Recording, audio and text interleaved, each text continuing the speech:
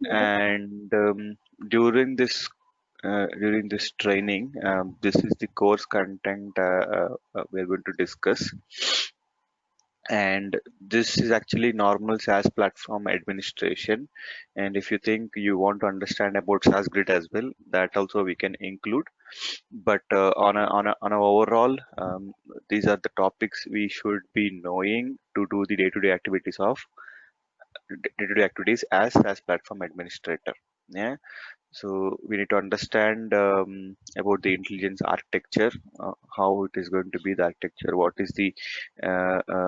are the different kinds of servers, how the data flow will happen from each server, what is the connection between each servers, what are the components, and we have different tiers and what are the purpose of each tier, like server tier, data tier, web tier, client tier.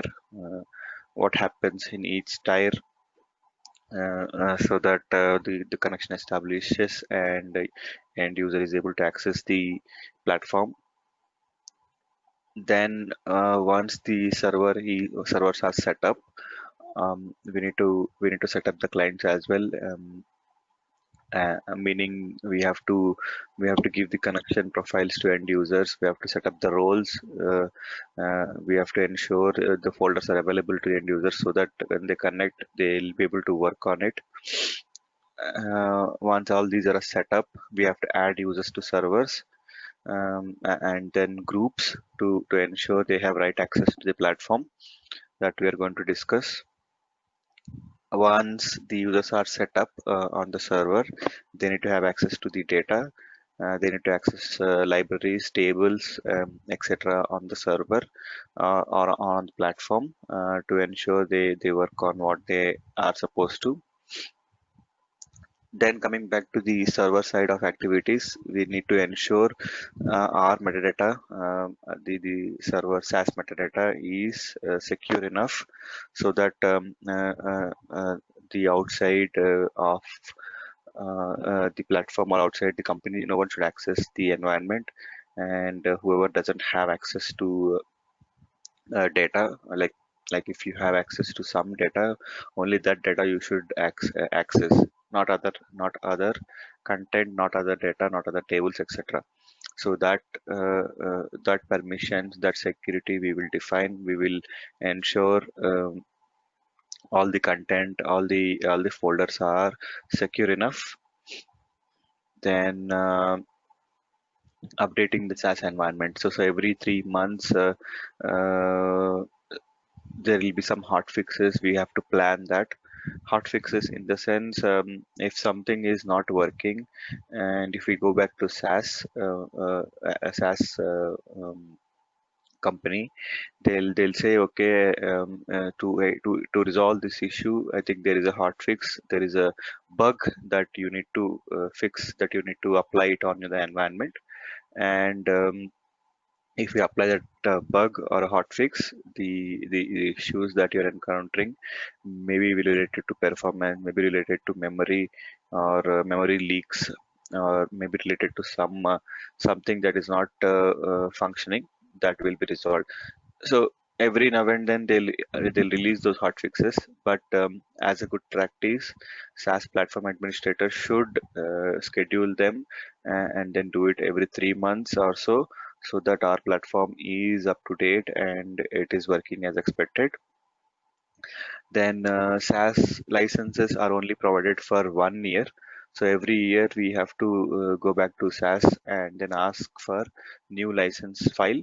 And then the new license file we have to update on the environment so that we have an up-to-date SaaS license, and users are not facing any issues with the messages saying your platform is going to expire in so and so date, etc., etc. This is a yearly activity. Um, then for SaaS platform administrator, there is a tool called SaaS Management Console, wherein most of the 80% of the activities related to end user will perform there. Meaning We will administering users, administering servers, administering the backups, folders, libraries, tables, etc. Everything we will perform in Management Console itself. So I'll be taking a separate session in letting you know or in understanding the ways of working or how you need to handle Management Console. Um, then again, accessing data. So earlier we were talking about administering data access, like how we need to give access to end users so that he only have access to the required data. But here it is accessing data. This is about let's say we only have access to SAS. I'm like uh, the complete database, whatever we are creating, whatever uh, um, we are going to access is completely in SAS. Then it's only setting up the connections to SAS data wherever it is. But if you have data sitting in outside SAS like RDM, RDBMS, MySQL, Teradata, Oracle, whatever it is, right?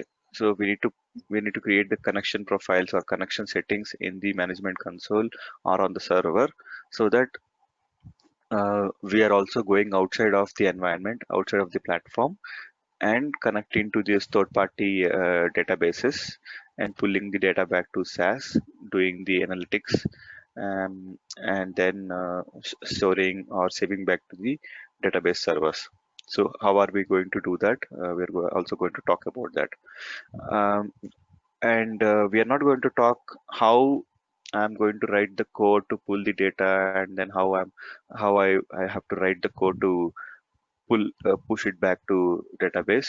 That's not the admin's activity, but but we need to connect. We need to establish the connections that we are going to talk. Yeah.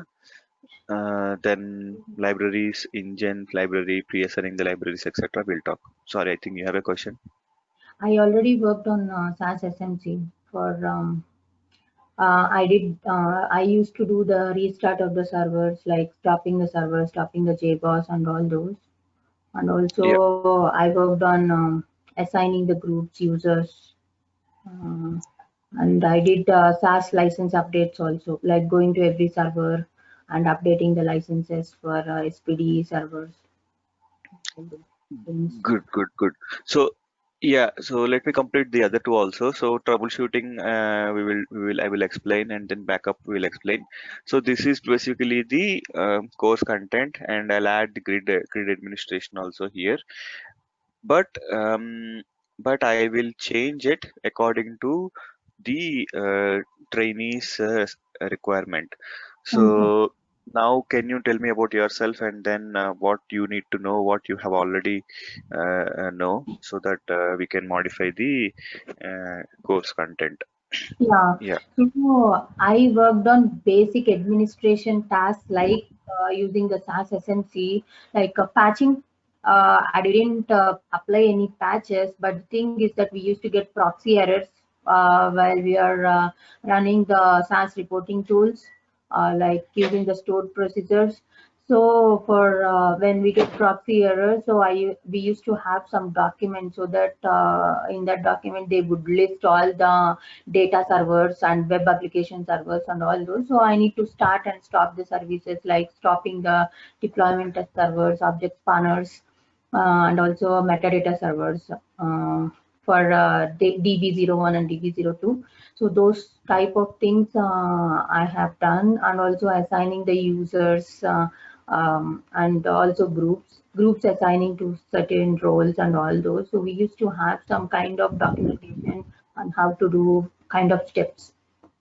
So that I have done it, but we can go over, that's not a problem. But those things, and also my requirement I wanted to know is the grid computing, the LSF, right? And also I Hmm. don't know, LSF, like grid computing consists of whatever we run in SAS Enterprise Guide or SAS jobs, we could see all of the host names, and we could see what jobs have been running right on multiple SAS servers. That kind of things I wanted to know on how I need to check. and also like if any process fails. So sometimes our servers wouldn't work, right? So the users and all those. So how do I, if there is any issue with the servers, like they are not functioning, so how do I need to debug or check the logs? That I'm not sure on how I need to check the logs, that kind of thing. And also like we have some scripts, right? I haven't written any scripts actually. So we will have some scripts to run so that when a server stops, if we run that script, it will work, right? So will we be able to help with those things? Yeah, sure. So let me ask you few questions, probing questions, so that I'm clear, you are clear. So when you say grid